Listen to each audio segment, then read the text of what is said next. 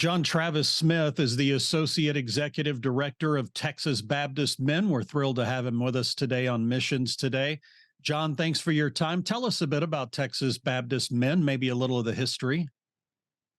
Absolutely. TBM was founded in 1967 by a group that just they wanted to get people out of the pews and into doing mission work. And so it was a great thing to send money for missions and doing that, but they wanted to give people an opportunity to have hands-on ministry and missions themselves, and not just overseas, but right here in our local context. So that's kind of how it started, how it began. So over the last 50 years, it has just really grown from that small group. Well, we're going to get back to specifically what TBM does and some of the work you're actually even doing as we speak. But I want to learn a little more about you. I think it'll be helpful for our team to know more about those who lead organizations like TBM. Tell us a little bit about your faith journey and how you ended up with TBM. Absolutely. So I was raised in a Christian home, and it was always impressed upon us how important missions was, that it wasn't just something that a professional does, but we're all called to do mission work. And the only question really is, what does God have us to do specifically? So that's kind of how we were raised, and always supporting missionaries and doing that kind of work. And I ended up being called into the ministry, serving on church staff. So I've had the opportunity to serve in a couple of capacities on church staff. So I love to get to see it from that end, and just how that's come full circle. And I was reached out to by a fellow friend and ministry partner when there was an opening here, and said, "Hey, could you join us basically on mission here at TBM? We'd love to have you as a part of our team, especially someone who has a background in ministry." So that's kind of how I got involved. I'd always volunteered with TBM just on the volunteer side, but now serving them in a full-time staff capacity. I want to stick with your story for just another moment or two. You talked about the importance of missions in your life from an early age. Where did that come from? Was that parental engagement? Was it activities at church? How were you engaged with missions as a young person? So I come from a long line of deacons, and not just deacon in name, but in duty. And so we were always in church. Every time the door was open, and we even had a key for the times, it was locked. So we were the ones that were opening up for service and doing those kind of things, but not somebody who just took it as a title, but really as a role to accomplish. And so blessed to have two very faithful sets of grandparents that believed in missions, that was the heartbeat of them, and then also for my parents. And so we learned at an early age to do that. Just remember my dad and mom just always having some kind of a mission focus, a mission activity, mission outing that we did.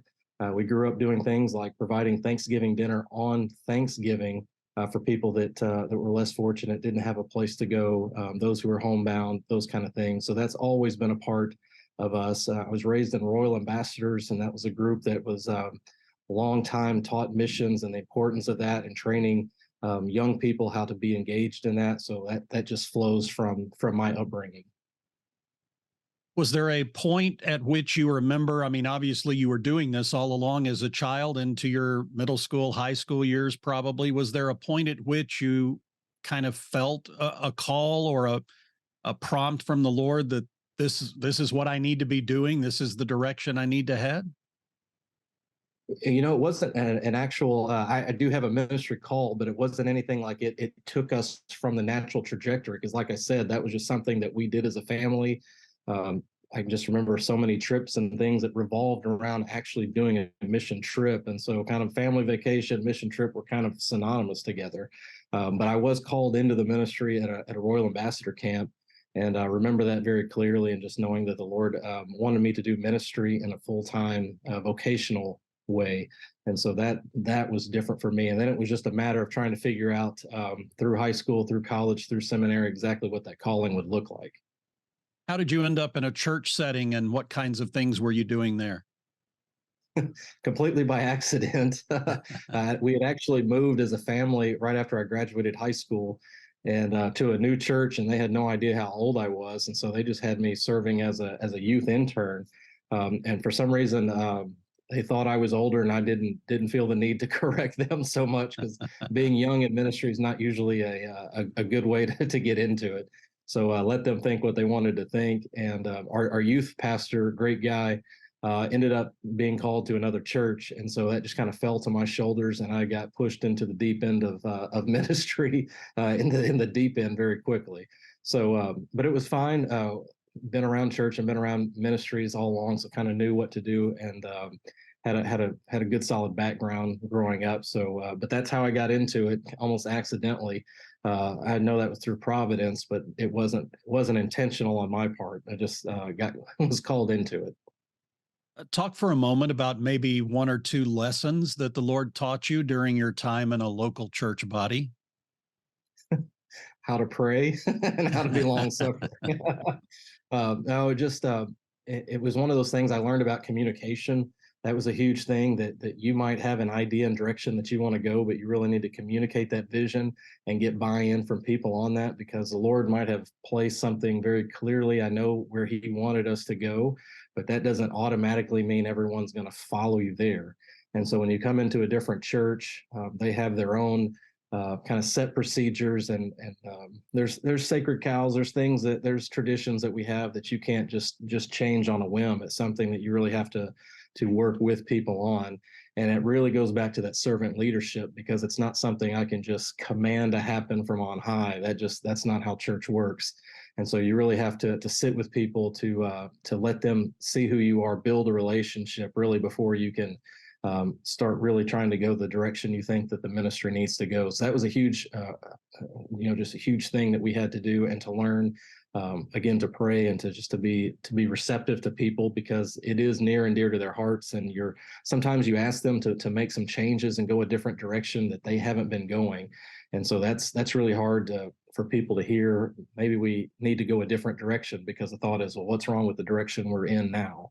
So it was definitely a humbling experience, just to know that you don't have all the answers, and I certainly didn't. And you really just have to go with people. And there's a lot of wisdom sitting in those pews, and it's important to listen to people as well, as you're trying to lead, and let them speak some truth into you as well.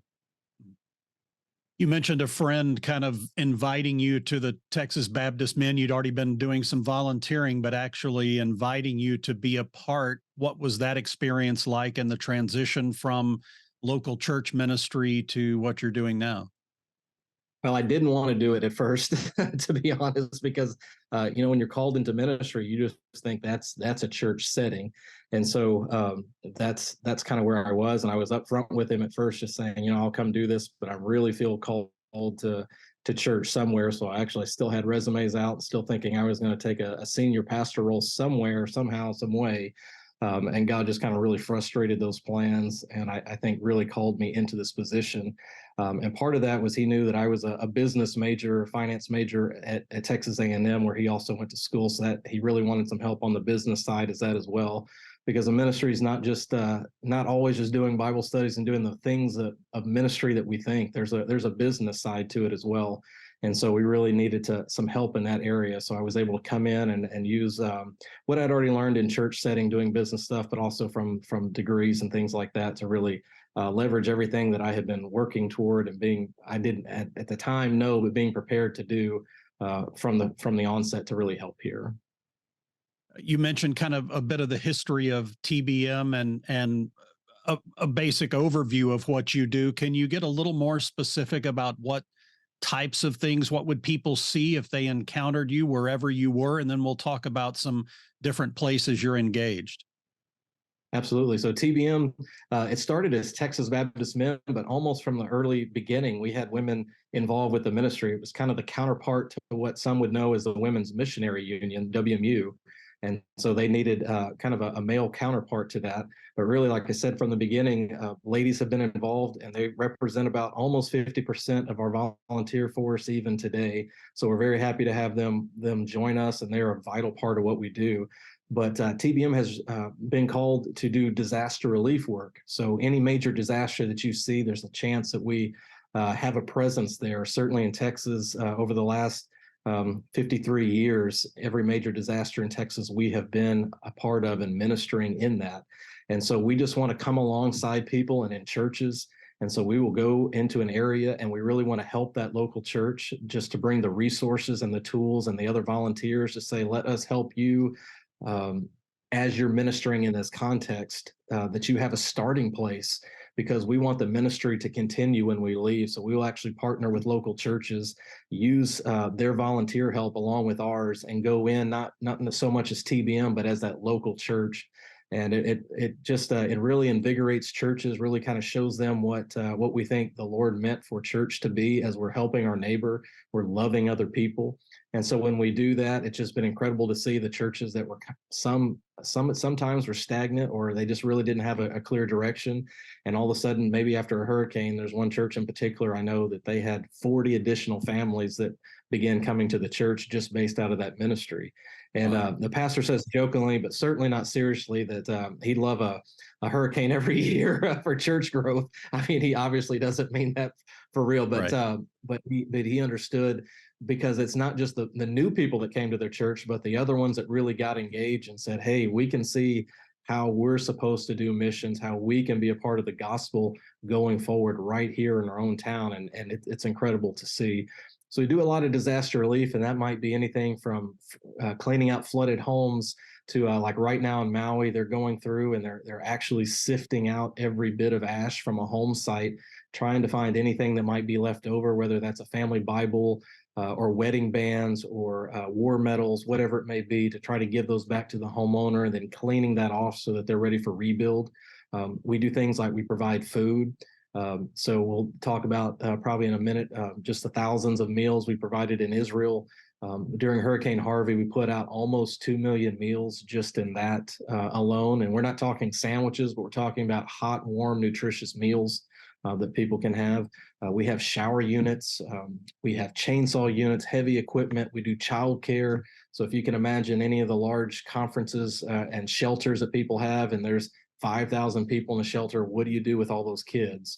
So even in Dallas, we were at one shelter, and at one point had 800 children that we were entertaining and teaching and pouring into over the weeks that they were there. So just kind of anything that you can imagine disaster-wise that we do.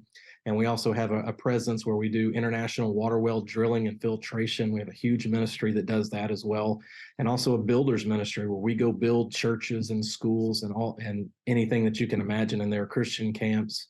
So we do a lot of things. We're just kind of quiet about it. Not a whole lot of people know what all we do. Yeah. That's incredible. Thank you for sharing that. We will get into some specifics. I want to pause here. I have a person trying to enter the room. Did you have somebody that was going to join us? I did not. Okay. Strange. It says John Travis's Otter pilot enters the room. I don't know what that is. Maybe another one of mine trying to sign in or something. But... Okay. Interesting. I don't know. Anyway, I'll edit that part out. Okay, let me pick back up there then. That's incredible. What a powerful ministry in so many ways, all the kinds of things you're doing. Yeah, you've mentioned hurricanes and you mentioned Israel. I want to get to Israel in a minute because that's how I first kind of followed up on this story, because I know you all are engaged there. You mentioned hurricanes. What other kinds of things would you get involved with? And it's TBM, Texas Baptist Men. Do you ever go beyond Texas? Obviously, Israel is one, but other states nearby? We go around the world, and even some countries where Americans are not welcome. So we do quite a bit of ministry that we can't even talk about, and go to some places. We've done things like we were at Ground Zero feeding there. Both of the shuttle disasters, we had a presence there and helping people there. So really, if you can imagine a disaster, some of the terrible ones that are just gut wrenching to me was we were at Sutherland Springs right after that church shooting with chaplains there. Helping them. We were in Uvalde after that shooting as well, doing the same kind of work. So we have a large chaplain force that is out there and doing those kind of things. There was even a bus accident that killed several people here in Texas and New Braunfels, and we had our people that would just go with the onslaught of all the donations that were coming in and just helping to organize those and to set those up, to bus tables for the people there. And then we have a security team that former law enforcement officers and things like that because we have to keep the food source free because of terrorism. That's one of the things FEMA requires of us. We actually deployed them to help keep the news media out of the church so that they could do the funerals and those kind of things in some of those areas. So just if you can imagine a disaster, man-made, natural, whatever it may be, that we have been there and we have done those. So that's earthquakes, hurricanes, fires, tornadoes, floods, blizzards, anything like that. If there's a need, that we try to meet that need. I want to go back to something I think I heard you say and just have you maybe elaborate on it for just a moment. It sounded like you said in many occasions you all are fairly under the radar. In other words, you're not out front as TBM, you're folding in with a church or folding in with a group of volunteers that are doing things. It's not always necessarily under your banner, so to speak. Did I hear that correctly? And what is your thinking regarding that? Well, we always want to set up at a church, and that's where that's where our headquarters will be. And so that people know, if you need help, that this is the place you come to. And we want that to be the case so that when we leave, it's still the same church that those people know to come to get help, whether it's spiritual care, physical care, whatever it may be. They know to come to that church. So we don't want to be out there as a true the separate entity from a church. We really want to come alongside a church, just give them the tools and the resources that they need. And we'll have our trucks that have our name on it that's there, but we really want that church to allow us to partner with their own church members and have them out there with us, so that we can give them on the job training, so that they can be there meeting the people and building relationships, so that that person who we go clean out their house, they know someone at that church that they know when they walk in the doors on Sunday morning. They already know some faces there from that church who will be there long term. So absolutely, we never want to go anywhere that we're not invited, that we don't have a place, a church to be there. And sometimes it's multiple churches that we set up because we have such a large footprint, but certainly want to be there to help the local church. So, not only helping those who have experienced whatever the disaster is, but you truly are helping that local church engage more deeply in their community. Absolutely. It's not a show about us. And we, each one of us, and that was part of where my background in the ministry. We didn't want someone coming from the outside and just parachuting in, and they get on TV or they make a big splash and then they're gone, because there's a lot of organizations that we see do that. We really want to be the first ones in, and typically we are the last ones to leave a disaster area, and we want to hand that ministry back off to the church and really partner with them the entire way, so that they can keep ministering to that, because at some point we will leave, but we truly feel called to, just as the Bible says, to make disciples. So we don't want to just go out there and make converts. We don't want to just go in there and get glory for ourselves. We really want to partner with people who are there in that local context, so that ministry discipleship will continue after we leave. Well, speaking of disasters, I don't think anybody across the U.S. or probably around the world is not cognizant of what's been going on in the Middle East, especially after the October 7th attacks on Israel. I understand that you all are even there working, maybe even now. How did that start? How were you summoned to be there? And let us know what kinds of things you all are engaged in. We have a partnership that's been ongoing for almost 6 years now. And the way it started was, there was a group over there that realized that Israel was due for a 100-year earthquake, and they were terrified at the thought of something happening and them not being prepared. And so basically they started asking around in the disaster relief world and saying, who does disaster relief the best? Who feeds the best? Because that's what they wanted to focus on.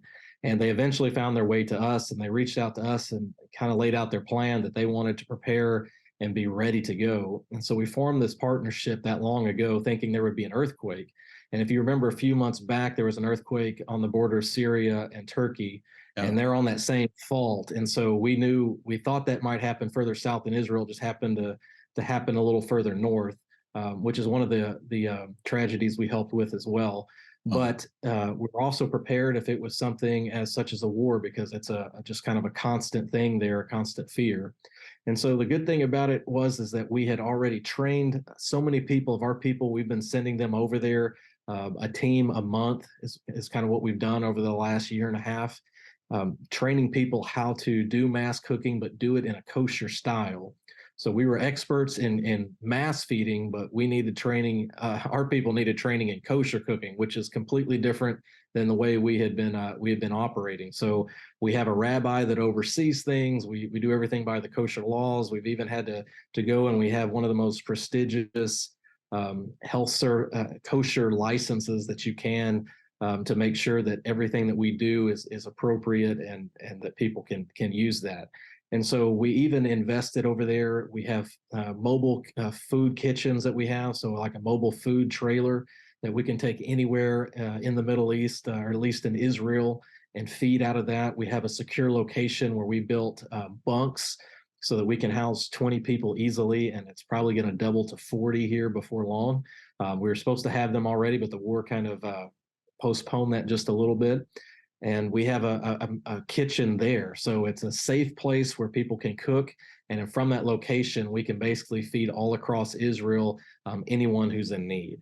And so we were kind of the only group that was in that space and had the material and the equipment and the training and all those relationships set up. So as soon as something happened, we just turned the switch. And so it was a very easy to go from training to bringing those people back in and saying, hey, they're here, and they're ready to serve, and they're ready to go. So you were preparing for an earthquake, and then October 7th happened. What kinds of things have you been doing, or have you, in the last few weeks? So our primary mission has been to feed. So we've put out almost 40,000 meals, and we'll eclipse that soon with Team 3 that's going in here shortly. And so we're just there to help be that stopgap, because one of the things that happened is people don't realize it's almost like the National Guard there, because they activated about 3,000 people, that basically they just pulled them out of the workforce and put them back into the military. And a lot of these people do search and rescue, or they're medical professionals that they did that in the military. But you got to remember, these are all 18, 19, 20-year-old kids that are doing this. But if you can imagine 300,000 people out of this small country that are pulled out of doing things, and they couldn't do their agriculture anymore because of the danger of missiles. So all of a sudden there's a food shortage and there's a labor shortage, and it really all hit at one time. And that's what we were prepared for, just to go in and step in, especially the people being evacuated, to say, hey, can we help meet this need? Because there's no food available, and if there is, these people are not in their homes to be able to cook it. All the issues that come with a disaster. Just think of it like in Florida, whenever there's a hurricane that comes through, or Louisiana, and everyone just evacuates. Where we know these things happen every year, we know this happens, but there's still this lack of resources that you have, or you have people living in shelters that need food and need all of this support. And so the same thing there, except they pulled away from a border because of war. Well, there's a very good possibility that if you have experienced tragedy in your neighborhood, your community, violent activity like shootings, whether it was earthquakes, hurricanes, all kinds of things, there's a very good chance TBM, Texas Baptist Men, has been there behind the scenes helping people through the process. And it's incredible to have the opportunity to talk with you and find out a bit more about what you're doing, and let people know uh, your efforts, not only for the people you're serving, but also in serving those local churches. I think that's such a key factor of TBM and what you do, and how your work occurs wherever you are around the world. We thank you for that. In our final moments here, could you just maybe give us a few things we could be praying about, or how people could get involved if they want to learn more? Absolutely. If you would just pray for our teams, we have people. These are not experts. These are not, this specialized commando type person. These are people that, just like you, are people that sit in the pews beside you. They're just everyday people that said, "Hey, I want to be available, and if the Lord calls me, I want to go and I want to serve." And so they're there serving in a very difficult context, and they have it's hot, it's long days, hard work, all those kind of things. So we just pray for them and pray for opportunities to share the gospel, because there is no time that we don't go somewhere where someone just asks, why are you here? Why are you doing this? And we certainly had that the last time we were there. And we had one lady that said, I always thought Christians were bad. That's all they know is tourists who always have to be catered to and are there to take something. But to have someone there that's a Christ follower that comes under the banner of Christ and saying, we want to serve you and we want to bring help, hope, and healing to you. It's mind boggling. So if they would just pray for the volunteers and pray for opportunities, and pray that the Lord would just continue to meet the needs that we have to continue serving there, that would just be phenomenal. John Travis Smith, Associate Executive Director of TBM, Texas Baptist Men. We will link you in our program and podcast notes as well to their site so you can learn more or even help them in the process. I encourage you to check it out. John, thanks so much for your time today. Appreciate you and your team. Give them our best and let them know the Missions Today folks will be praying for them. Thank you so much. I really appreciate it.